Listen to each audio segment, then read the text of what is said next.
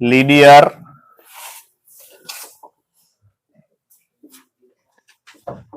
Inequalities. इस chapter में एकदम छोटा छोटा बात पढ़ना है। इतना छोटा बात पढ़ना है कि अगर थोड़ा सा भी ध्यान अगर हट गया तो गलती होगा, ये बात जान लो। एकदम छोटा छोटा पॉइंट, सब हर पॉइंट छोटा ही है इसमें, लेकिन हर पॉइंट इंपॉर्टेंट है, क्योंकि थोड़ा सा भी दिमाग इधर उधर हुआ आंसर देना कुछ, दिया जाएगा कुछ, क्योंकि यहाँ एकदम छोटा सा का भी एक स्पेशल मीनिंग है। तुम ऐसे मजाक में सोच लोगे जैसे ब्रैकेट 3 प्रकार का होता है, बड़ा ब्रैकेट, मझला ब्रैकेट, छोटका ब्रैकेट होता है ना। तो अब हम लोग सिंप्लीफिकेशन करते हैं 10वां क्लास तक, या बाकी और कोई दूसरा चैप्टर में सिंप्लीफिकेशन करते हैं, तो ब्रैकेट इसके जगह पे ई दो, चाहे इसके जगह पे ई दो, उससे कोई फर्क पड़ने वाला नहीं है। इसके जगह ई दो, चाहे इसके जगह ई दो, कोई ब्रैकेट दो, सिंप्लीफिकेशन से कोई फर्क नहीं पड़ेगा। लेकिन ई चैप्टर में फर्क पड़ेगा। ई चैप्टर में इसका अपना मीनिंग है, इसका मीनिंग है, इसका मीनिंग है, सबका अलग अलग मीनिंग है। कोई व्यक्ति जैसे पहले ब्रैकेट इस्तेमाल करता था कोई हो, वैसे ही अगर यह कोई लगा देगा तो गलती हो जाएगा, इसके जगह ही लगा देगा तो गलती हो जाएगा, इसके जगह ही लगा देगा तो गलती हो जाएगा। हर ब्रैकेट का मीनिंग है अपना अपना, जहां जो जरूरत है वो हम लगाएंगे। तो सब एकदम छोटा पॉइंट है, ब्रैकेट का वैल्यू छोटा पॉइंट है, लेकिन दिमाग में रखना है। पहले जैसा नहीं है कि अगर हम कोई ब्रैकेट लगा दे तो सही हो जाएगा, इसलिए हर पॉइंट को दिमाग में रखना है। तो सुनना, सुनने वाला सब चीज है, छोटा छोटा बात है, सुनने वाला, उसको लिखवा भी दिया जाएगा जड़ी बूटी के रूप में। तो सबसे पहला चीज समीकरण समझेंगे हम लोग कि समीकरण क्या होता है। अभी तक कैलकुलेशन जितना भी किए हो सब समीकरण किए हो, जिसको इंग्लिश में इक्वेशन कहते हैं। क्या कहते हैं? और इक्वेशन का निर्माण बराबर चिन्ह के साथ होता है। कौन सा चिन्ह के साथ होता है? बराबर चिन्ह के साथ होता है। जैसे 2x + 3 = 0, बराबर आ गया, इक्वेशन कहलाएगा, समीकरण कहलाएगा। 3x + y = 0, 3x + 2y = 4, बराबर आ गया, समीकरण कहलाएगा। लेकिन जब बराबर का चिन्ह नहीं आए, greater than, less than, greater than equal to, less than equal to, अगर ऐसा ही 4 गो चिन्ह में से कोई आ जाए तो लीनियर इनइक्वेशन कहलाएगा, लीनियर इनइक्वालिटीज कहलाएगा, रैखिक असमीकरण कहलाएगा। यानी असमीकरण का चिन्ह 4 गो होता है। कै गो होता है? 4 गो। असमीकरण का चिन्ह 4 गो, greater than, less than, greater than equal to, less than equal to. और समीकरण का मतलब बराबर, बराबर जिसमें रहेगा वही समीकरण कहलाएगा, और इन चारों में से कोई रहेगा तो असमीकरण कहलाएगा। तो हम लोग समीकरण सोल्व करने लगभग 5वां 6ठा से ही शुरू कर देते हैं, लेकिन असमीकरण सोल्व करेंगे अभी हम लोग क्लास 11th में। असमीकरण के बारे में अब हम लोग पढ़ेंगे, असमीकरण के बारे में हम लोग पढ़ेंगे, कैसे सोल्व करते हैं, एक्स का मान कैसे निकालते हैं, ये सारा चीज हम लोग समझेंगे। तो ध्यान से देखिएगा, सबसे पहला चीज है पढ़ने आना चाहिए। जब तक पढ़ने नहीं आएगा तब तक फिर दिक्कत है। पहला काम है पढ़ना। जैसे मान लीजिए कोई भी चीज ले, इधर से ले चाहे इधर से ले, कोई चीज ले, जिधर मुंह खुला रहेगा, मुंह खुला, उधर से अगर पढ़ेंगे तो इसको पढ़ना होगा ग्रेटर देन। पहले भी हम तुमको बताए, ग्रेटर देन इसको पढ़ेंगे। क्या पढ़ेंगे? अगर यही चिन्हवा है, अब अगर एले से पढ़ना होगा तब हम लोग इसको पढ़ेंगे लेस देन। क्या पढ़ेंगे? ऐसे यह सटा हुआ है, कोना है, छोटा है, लेस माने छोटा होता है, छोटा पढ़ेंगे लेस देन। एरे से पढ़ना होगा तो लेस देन, एरे से पढ़ना होगा तो ग्रेटर देन। जिधर वो खुला है उधर ग्रेटर देन पढ़ाएगा। अब कोई भी क्वेश्चन को एक्स के तरफ से, वेरिएबल के तरफ से पढ़ा जाता है। पढ़ने का स्टैंडर्ड तरीका है मानक रूप। एने से पढ़ो चाहे एने से पढ़ो, गलती नहीं है, गलती कुछ नहीं है। शर्ट का बटन आगे तुम रखो चाहे पीछे बटन रखो, टेलर को हम कह देंगे कि हमारा बटन पीछे रखो जी, गलती थोड़े है, शर्टे कहलाएगा। लेकिन जैसे समाज पहनता है वैसे तो नहीं पहन रहे हो। तो जैसे दुनिया करता है उसको मानक रूप कहते हैं, माना हुआ रूप। पूरी दुनिया मान चुकी है कि बटन आगे लगता है, लेकिन तुम अगर उसके अगेंस्ट में कर रहे हो तो करो, कोई दिक्कत नहीं, गलती नहीं है, लेकिन परेशानी झेलना होगा। बात यही है। लोग कहेगा कि अगला अलग नियम लगा रहा है, बुझा रहा है क्या बोल रहे? यानी गलती नहीं है, लेकिन मानक रूप जो है वेरिएबल की तरफ से पढ़ने का, एक्स की तरफ से पढ़ने का है। तो जिधर एक्स रहेगा, एक्स एने रहेगा तेने से पढ़ देंगे, एक्स एने रहेगा तेने से पढ़ देंगे। इसीलिए नाम हम दोनों को क्लियर कर दिए कि एने से पढ़ोगे तो ग्रेटर देन पढ़ोगे, एने से पढ़ोगे तो लेस देन पढ़ोगे। जैसे मान लीजिए कि आ गया यही लिखा हुआ, तो इसको हम पढ़ेंगे x ग्रेटर देन 5। क्या पढ़ेंगे? अगर मान लीजिए आ गया इस प्रकार से लिखा हुआ तो क्या पढ़ेंगे? x greater then 6। क्या पढ़ेंगे?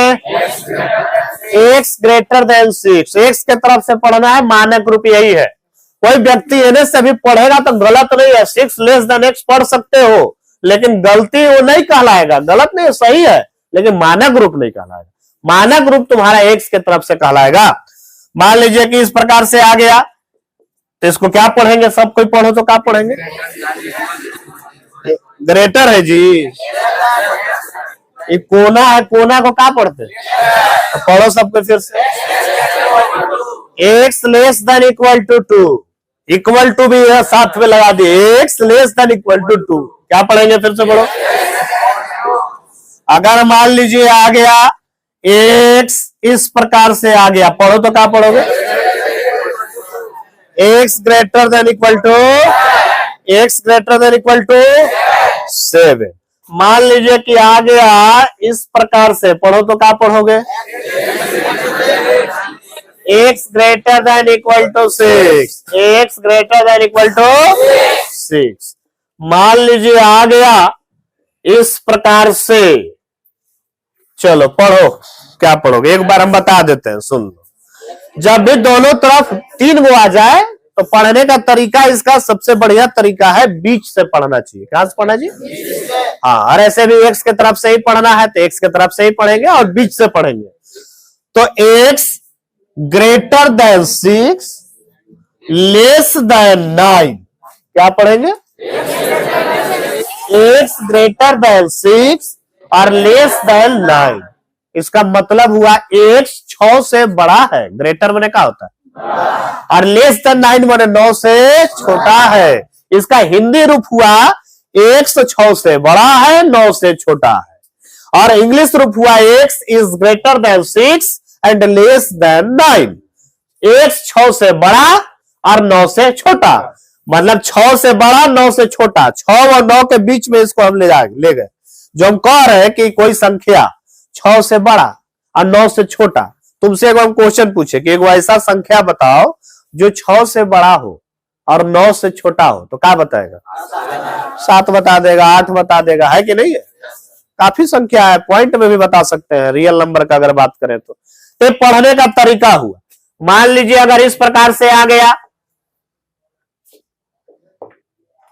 चलो पढ़ो, क्या पढ़ोगे?